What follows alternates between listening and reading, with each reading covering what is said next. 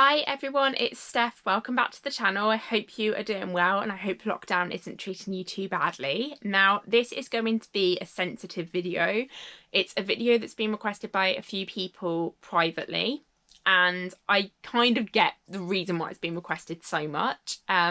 So for those of you who are new to the channel or haven't really been following, I live with my gran in the bungalow that we purchased we finally got the sale completed the end of June this year. We should have been in earlier, but lockdown happened, and Gran came home in August from a nursing home, and basically loads of people have, I think been waiting for the bungalow updates, but a few of you have asked me specifically for how we got Gran out of the care home and home in the first place. And I think I know why it is. And it's because so many people aren't able to see their relatives right now who are in care homes that they're looking at ways to get them home, finding out how doable it is, how viable it is. First things first, it's not an easy ride. It's stressful. You will end up crying a lot. You'll end up very stressed. You will end up... there'll be times where you've wondered what the hell you've done. I know that has been for me. It's not been easy, and it's not been a smooth ride. It's certainly gone a lot better than what it could have gone. She's been home for 3 months, but it was a very long road. It was very tough. And there were some hair-raising moments, that's for sure, but you're going to find out all about those. So a bit of background. I, as you know, most of you will know, became quite ill in 2015. I ended up having to use a wheelchair because a condition that I've got basically took out my nerves, and I can't walk. So I'm sort of having treatments and stuff and aiming to be able to walk in the next few years. So Gran had a massive stroke within weeks of me becoming quite ill, and she actually had a mini the month before as well. I think it's like a month or 3 weeks or so, which was missed. And it left her hemiplegic on her left-hand side. We were really, really lucky it hasn't affected her memory or anything, so she's still there. She's still got, she's still there. She still has capacity, which I'll come back to in a minute. But it just basically meant that she needs a lot of help and a lot of care. And we tried to get her home. We had her home for about 7 weeks, and then I had to go into hospital for treatment. So we had her go into respite care whilst I was in hospital. And, when we had her at home, it was a real struggle. We realised quite quickly that the house wasn't suitable for me, let alone her. So we were looking into things like extensions, what could we do with the house, etc., etc., to make it more suitable for both me and her to live in. And Gran actually deteriorated in respite care and ended up in hospital. We spent Christmas 2015 in hospital, and the decision from there was made. It's basically taken out of my hands. The decision was to move her into a nursing home. I knew at that point she didn't want to go in a nursing home. She made it quite clear she didn't want to be in a nursing home, but we basically were like, right, okay, if she needs 24-hour care and she needs nursing care and it can't be done at home, then, we don't really have much of a choice. And it's one of the most heartbreaking decisions you'll ever make as a family. It was really, really hard for me, really, really tough. It was tough even to let us go into respite care, to be honest. But I had to, because otherwise, I wouldn't have been able to go into hospital for my treatment that I needed. So Gran, throughout 2016, 2017 was making it very clear that she didn't want to be in the nursing home, but at the time she was too ill. She was still in 24-hour care. She was still in nursing care, and she was making improvements on her own, actually, which was great, because we were told she wouldn't improve and she wouldn't come home. And then 2017 we were able to seriously flout the idea of her getting home because we got a new social worker. And the new social worker was completely on mine and Gran's side, completely understood mine and Gran's bond. She always phones me up. She's like, your Gran speaks really highly of you and everything. And I have a lot to thank her and also the nursing home staff for as well, that of the nursing home Gran was in, because honestly, there's been some tough moments, and I don't know what I would have done without any of them, you know, without their support. So 2017 was the first, you know, we were looking around, seeing sort of like what we could get within budget, things like that, and it was really the first time we seriously were like, we could actually get Gran home, because she was starting to make small improvements and things like that. And we were going through this thing throughout 2017, 2018, where I was looking around at properties and things, not viewing, but just seeing them online and seeing what was around in terms of bungalows. And meanwhile, Gran was like, I don't know if I do. Like, she didn't want to be in the nursing home, but she didn't want to lose the house that she knew was, you know, she knew as home, which was our old house, because she'd become institutionalized, and she was really, really scared of, you know, quite a lot, actually. And I think it's fear of the unknown. But eventually, she sort of was coming around towards the end of 2018, and that's when we really started looking. And I'd actually saw the bungalow that we're in now in 2018. But it was, at the time we saw it, it was out of our budget. And then obviously everyone will know the end of 2018, beginning of 2019, end of 2018 had a massive car accident, was involved in a pile up on the M25, which landed me in hospital. And I spent 5 months recovering from that. So the first 5 months of 2019, I was pretty much wiped out. I mean, there was little bits that I could, you know, do and stuff, and I was trying really hard my recovery and things, and had such an amazing team who helped me with that recovery. And yeah, I mean, after that, we got to get to May, back on, you know, really starting going well with my recovery, able to go see Gran again, able to start thinking about the bungalow, and Gran all of a sudden was just like, right, let's do it, it's now or never. In 2019, so last year. And we saw 2 bungalows. We saw this one and we saw another one. We saw a few masonettes as well, but I didn't like the idea of leasehold, and I will explain that on another video because I don't want to go into too much detail about that on this one. And basically, we ended up putting in the offer on this bungalow in November 2019, and it got accepted literally the same day that we put the offer in, it got accepted.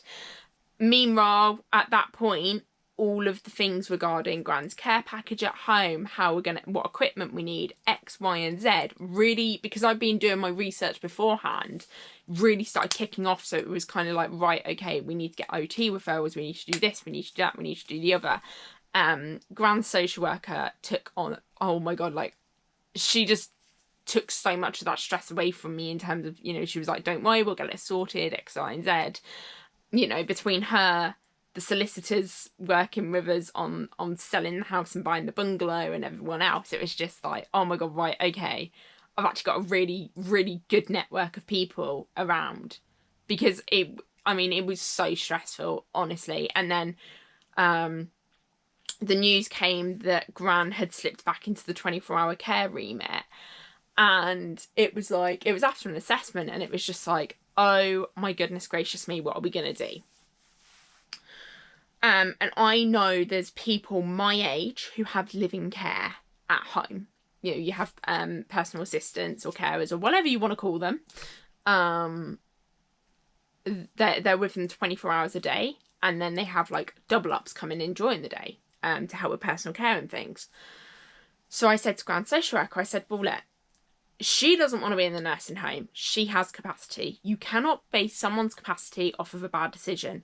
Put it this way, people. If the person you want to get out of a nursing home has capacity, they can actually sign themselves out. It's, you know, and you can't base someone's capacity on a bad decision. So she was like, no, you're right. And I was like, so to keep her there against her will would be deprivation of liberty, quite literally. So we were just like, right, okay. And then she went off and spoke to people about getting Gran 24-hour care. I basically put some words in and stuff as well for her to forward on. And it came back, it was like, right, okay, your Gran's got living care. It was just like, right, okay, thank God for that. They've agreed to it. Now we just got to find people that can do it. Meanwhile, lockdown was going on, because lockdown started in March, right before we were due to exchange contracts, might and I add. Which is why we didn't get it here until June. So yeah, we basically, throughout lockdown, we're just looking at different things. And then we realised that Gran needed an ambulance transfer home. So we had to get that organised. And when you're transferring a relative from a care home to to a residential, back home, a lot of the time you do need ambulance transfers, and you have to pay for them privately as well.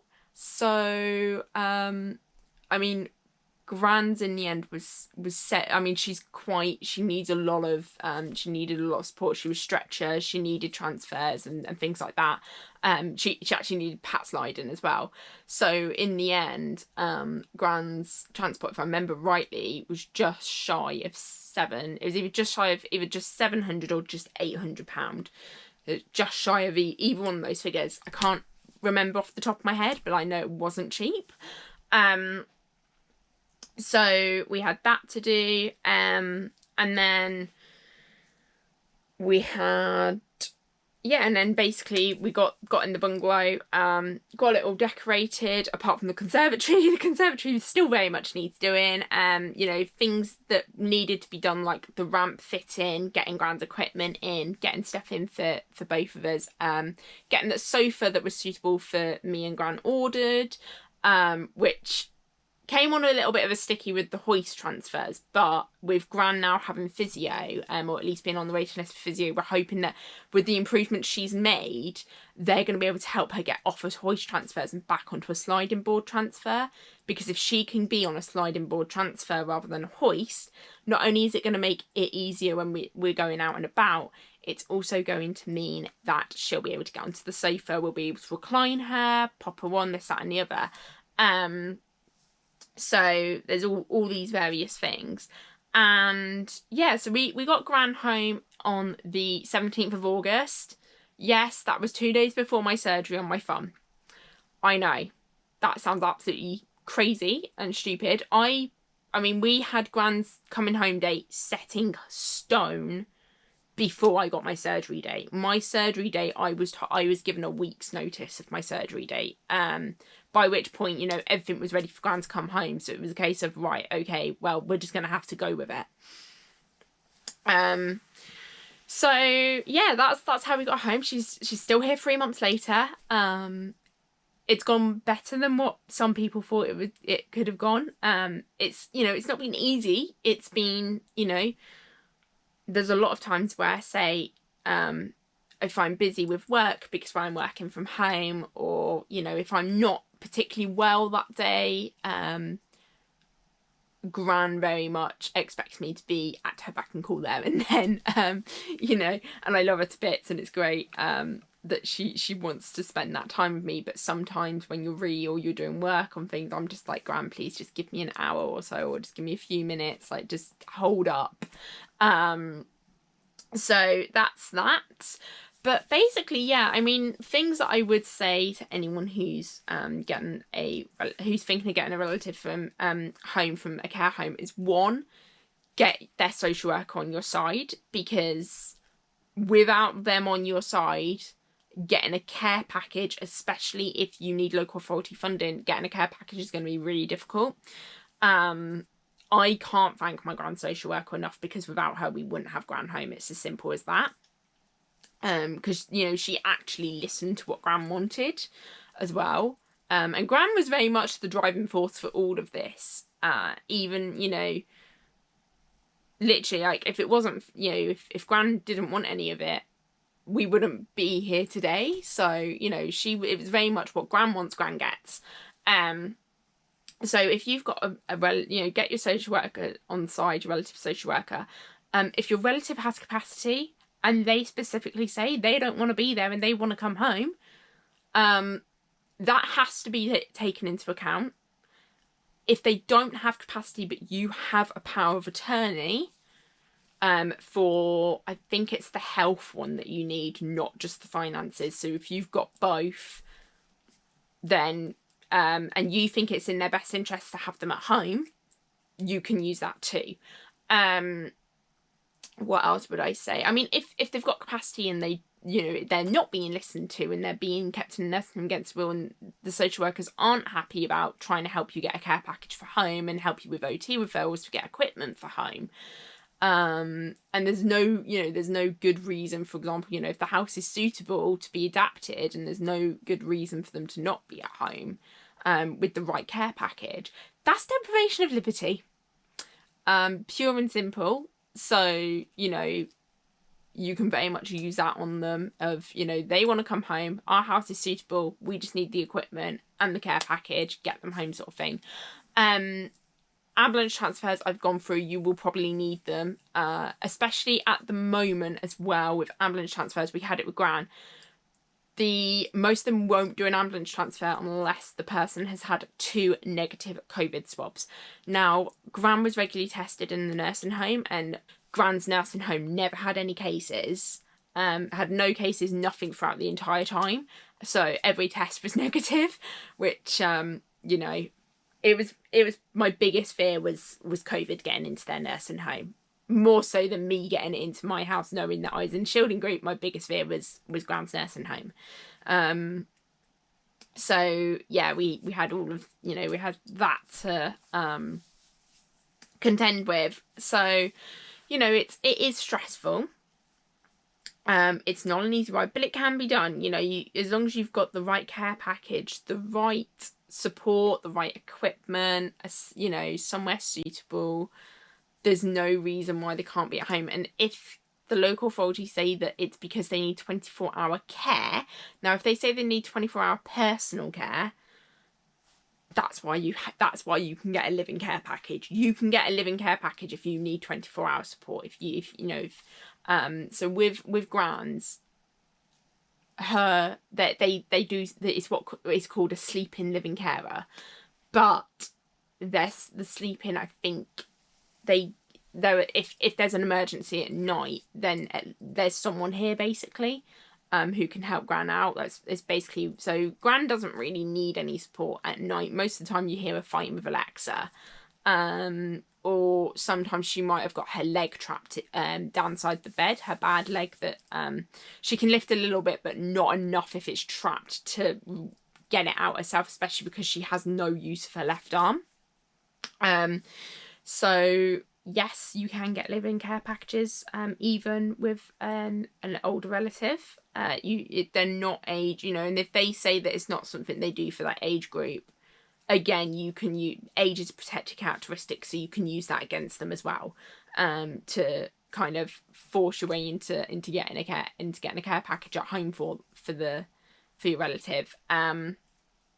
But yeah, I don't think there's anything else. Oh yeah, the other thing as well, actually, before I go, is if your relative needs a wheelchair, you can't get wheelchair services referral until your relative's actually out of the nursing home and at home. I learnt that very quickly with Gran, and that is why Gran's actually in bed all the time here at the moment, because we're waiting on wheelchair services.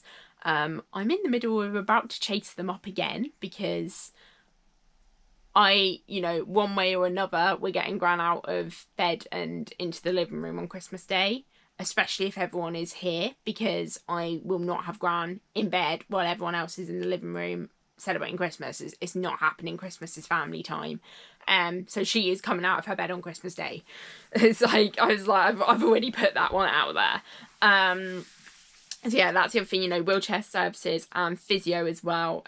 It's a lot easier to do the referrals when your relative's actually home.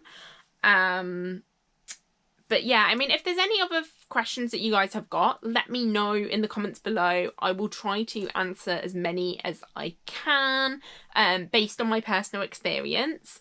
And, you know, I hope that the advice helped you a little bit. But as I say, you know, as long as you've got the care package, the equipment, and, you know, your relative wants to be at home, then they should be allowed to be at home with you. Simple as that. So, yeah. That's it for now, but like I say, any questions, let me know. Please like, share, subscribe if you're new to the channel, and I will see you all in the next video. Take care. Bye.